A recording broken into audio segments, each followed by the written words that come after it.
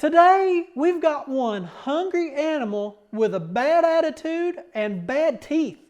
All that on this episode of Part-Time Fab.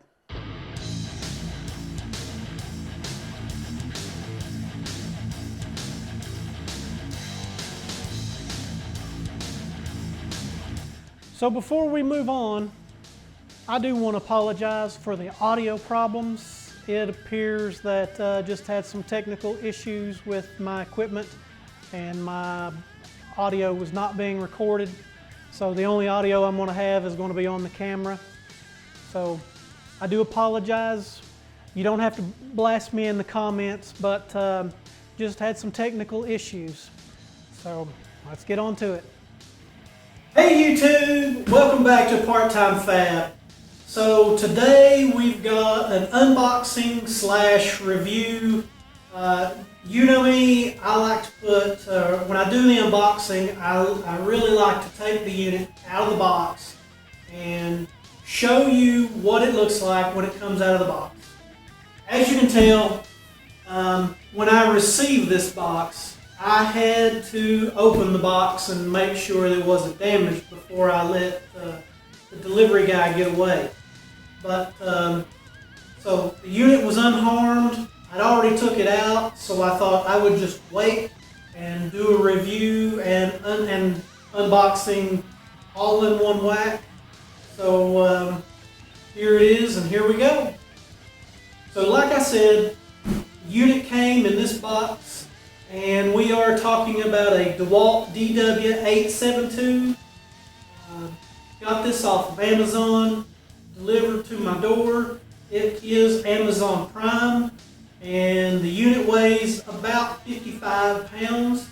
So Amazon Prime shipping, got it to my door, no cost.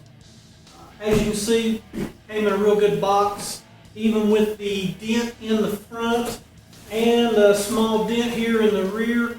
Saw was not harmed. There was plenty of packing material in here to keep it from getting damaged. So real thankful about that. So let's just get into some quick and dirty specs. This unit has a 1-inch arbor. Like I said, it weighs about 55 pounds. The motor is a 15 amp 4 horsepower motor. It will cut ferrous and non-ferrous metals. They say this is 4 times faster than an abrasive chop saw and 8 times faster than a portaband saw. So I'm not sure if there's any difference between a portaband saw and just a regular bandsaw like the one I have. I do know that when I cut something like this, which is 1.5" by 1.5" square tubing, 10 gauge, I believe the bandsaw takes about 8 minutes. Somewhere it's longer than 8 minutes. It's 8 to 9, maybe even 10 minutes according to the speed it's running at. I usually run on a slow speed. This unit, however, your time to get through the metal really depends on how hard you push. More on that in a minute. So the blade that this unit came with was a Dewalt branded blade, and I believe it is 14 inch, and I believe it was 66 teeth carbide tip blade. If you go on Amazon, this blade is about $125, what it'll cost you. Not sure if it's on Prime or not, so shipping charges may apply. But this is, if you go on price, it's a pretty high-end blade. As you can tell, I've got this one and I've got another one here. Tell you about that in a minute. So carbide teeth, virtually burr free. I'll tell you, this thing is awesome when as far as after you get done, the cut is really perfect. It is ready to be beveled and welded. It is very, very good. It is very fast, and it has the accuracy of my bandsaw, which is very accurate if you align it correctly. So really can't complain about that. This unit is a large capacity cut.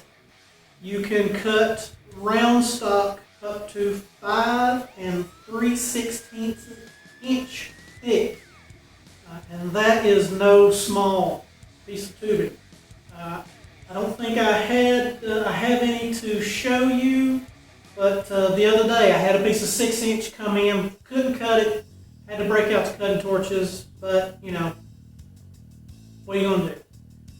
It will cut 4.5 by 6.5 square. Now I have cut some 4.5 square, like this right here. It has 3/16 wall, and it cut extremely well. Went right through it, very square cut. Again, very little prep, bevel, and weld. It is very good. It says, let's see, ergonomic handle. It has a quick fence, which I really like. It once you get it adjusted, it's really good. That works really well. Extra wide steel base. Really can't complain about it. It's got some like indentions on it. I'm not sure why they're there, but I know that the chips fall down in there, and it lets my workpiece sit flush. If that's what they're really for, then that's awesome, but that does happen. So my guess is that's what they're for, but you can just move your workpiece around a little bit, and it'll brush those chips away real quick, so you can get it in there, get it square, get it cut. It's got a real heavy-duty top handle here. Guess I should turn that around for you to see it. Carry it around. Again, this thing's 55 pounds, not light. It's kind of awkward to carry, but to move it around the shop with this handle, not too bad at all. It does come with a wrench, or an Allen wrench, to change the blade and to adjust the fence, and it's got a little holder right here in the front. It's real handy just to leave that with the machine. It also has, or it came with, this vertical clamp here, which slides down in the front and allows you to press down on your work. Have I used this? No.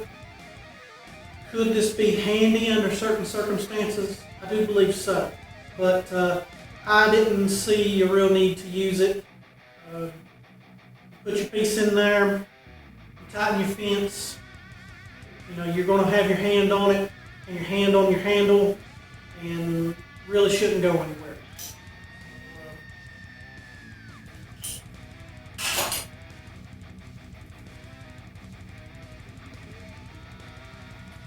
So that's it with the specs that I wanted to share. As you can see from this table, there are chips everywhere.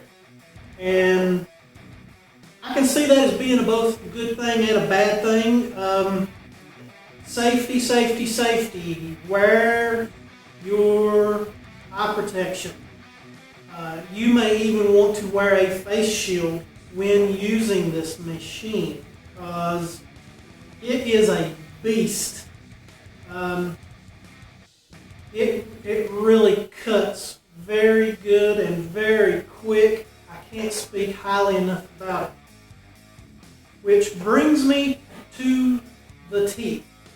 I've watched a lot of YouTube videos, a lot of older ones, not many new ones. Some people talked about how quick this thing cut, and they are right. It does cut very quick. Saw one clip of a gentleman said, it'll cut quick, but you should cut very, very slowly. And he was spot on. So, I believe they say you should be able to make hundreds of cuts with a blade like this. I even saw one post that said 800 cuts with one blade. Well, I got about 150 out of this, quite a few less. Now, you might say, you were just pushing too hard. Well, I was not pushing hard at all. I don't think so, and all the videos that I had watched, those guys cut, aside from the one guy that said I should cut really, really slow, everybody else was really moving through their workpiece, so to speak. They weren't putting pressure, like really forceful pressure on it. You know, you kind of just put your hand on it and it works its way through real quick. So I thought, you know, that was just standard. As long as you know you didn't put any intense pressure on it, everything would be great. But 150 cuts-ish on this blade, and it is ready to be resharpened. It just sits there and spins when I was running it. So I had to back up, ordered this new blade. I think this blade I paid about $89. So far, I think I've got somewhere in the neighborhood of 100 to 150 cuts. It is showing no signs of slowing down. From what I've heard, if you start seeing sparks, that's an indication that your blade's getting dull.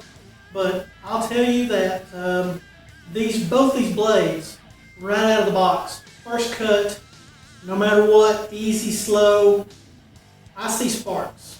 Not a lot of sparks, very few sparks, but I see sparks. And I've talked to a bunch of other people, and they see sparks as well, but this blade, right before it went down and quit cutting, it was throwing out tons of sparks. Not like an abrasive blade, like the other Dewalt chop saw, but throwing out a lot of sparks. So I guess that's a good indication if your blade is going down. This particular style of blade, you can get it resharpened.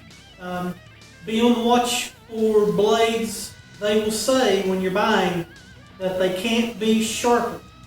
I would really stay away from those blades if it were me.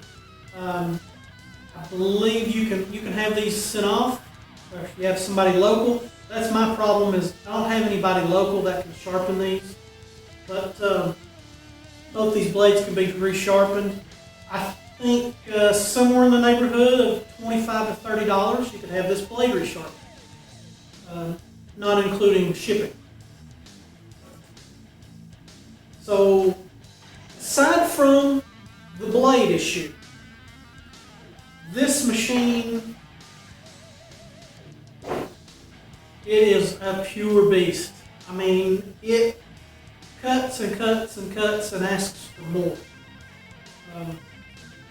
I've had a couple projects lately where I've had to cut a lot of this 1.5 inch square, and just repeating cut after cut after cut after cut, and you know, accurate cuts. If you've got one of these with the thick back, what you do is you lay it right here, and it kind of slides down in this groove here, and this groove is very parallel to the blade. May not be perfectly parallel, not for machinist specs, but for chop saw to be welding two pieces together, it is straight enough. So you raise your handle here, you can turn this just a little bit and slide it up against there, and then lock it down, and it's square. And with this fence here, you can move it and cut all kinds of different degrees. It's not just 90 degrees and 45 degrees. You can do just about anything in between. Maybe not do the extreme, hit the limits, like 4.5, 6.5, 45 degree. You might run into where you can't really get it in there real well, but I haven't tested that. You might be able to. But this type of stuff right here, maybe 2-inch, 3-inch, some 4-inch, is about all I'll be cutting. I think if I put this piece of 4.5 in there at a 45, I think it would chop it off perfect. I guess with that, that's really all I wanted to pass on to you. About the blade, be cautious. Don't push down very hard. I'm going to do some demonstrations here in just a minute of how hard I push.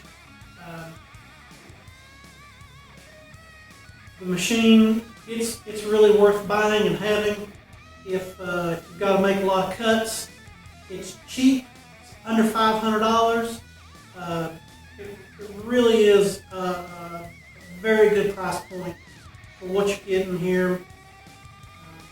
It doesn't cost like some of the other cold cut style saws that has water and everything. You know, those are over $1,000. I don't know how often you'll be replacing the blade on those, but you know, what you got to get, replace 10 blades before you can. There's $1,000 bucks. But as far as what I'm doing here in my very small shop, this is a great unit. I've got this little piece of wood here that I've set across my frame jig, and I've really just set it right here, and this is where I've been making a lot of cuts. The floor and the jig is just covered in these little metal shards, but you're going to have sparks, you're going to have shavings. That's just part of it you got to deal with. But money well spent. I highly recommend this. It's been a phenomenal upgrade for my shop.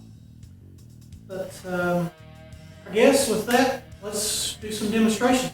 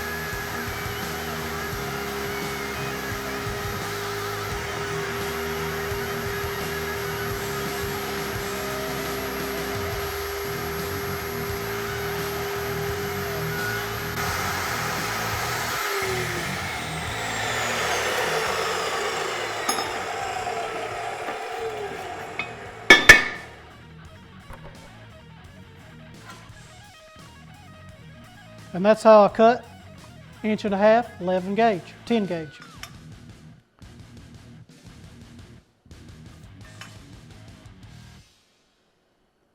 Nice and square, ready to be beveled and welded.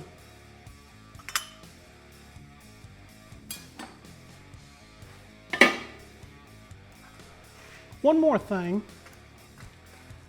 that after talking with a buddy on Instagram,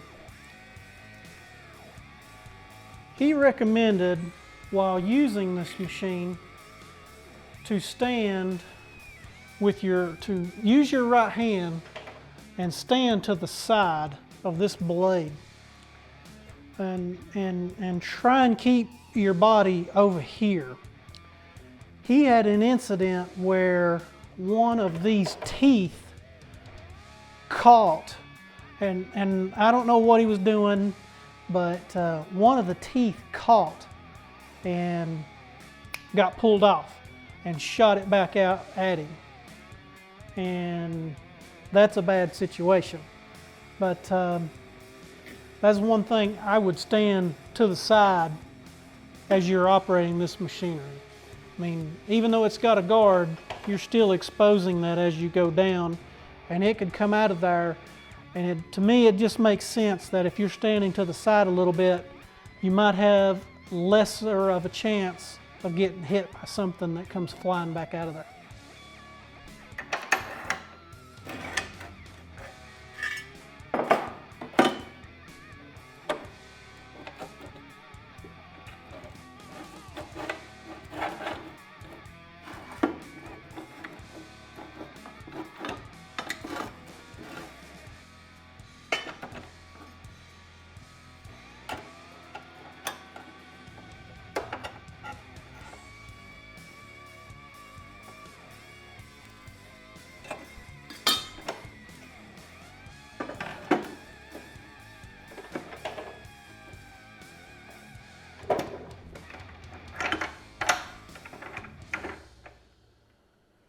And you don't have to crank down on this lever either, because the harder you crank down on it, this fence over time may get bowed back. It's got some bracing here on the back side to keep that from happening, but you don't want to bend it or be very forceful. So when I tighten this down, you just need enough just to hold the piece on the stand and not get away from you.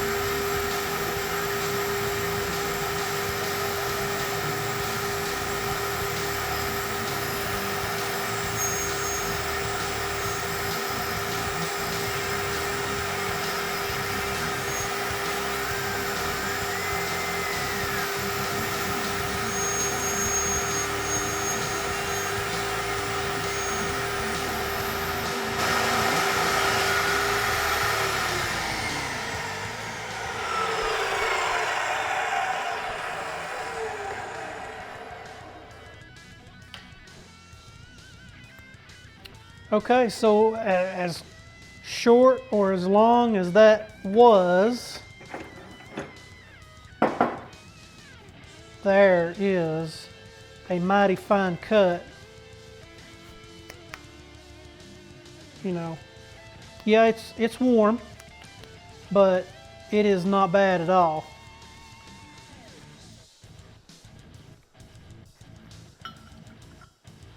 got a bit of a burr on it there, but you know, you could prep that a little bit and weld it right up. See if I can find one without a burr. Yeah, they've all got a burr in that corner.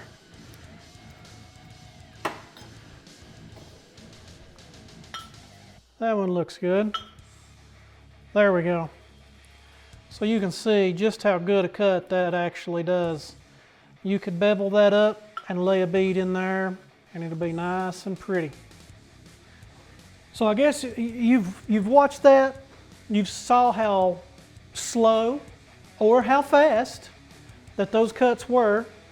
I really was taking my time because, I mean, my experience is only these two blades so far. It's the only experience I've had with this type of machine cut. Could this have just been a bad blade? Yeah. Is that likely? Probably not. It's probably just pushing too hard. I would have really liked to have gotten more cuts out of this blade than what I got. But, you know, it's my money. I don't want to buy many more of these. I'll probably send these two off and have them sharpened when the time comes. But to exchange a little bit extra motor time to make that cut a little bit slower, I think that's a good trade-off. I can make these cuts going that slow all day long, and I think my blade is going to last that much longer. And you know, I've broke so many bandsaw blades that, you know, this right here, this is a win. So I guess with that, we'll call this one a wrap.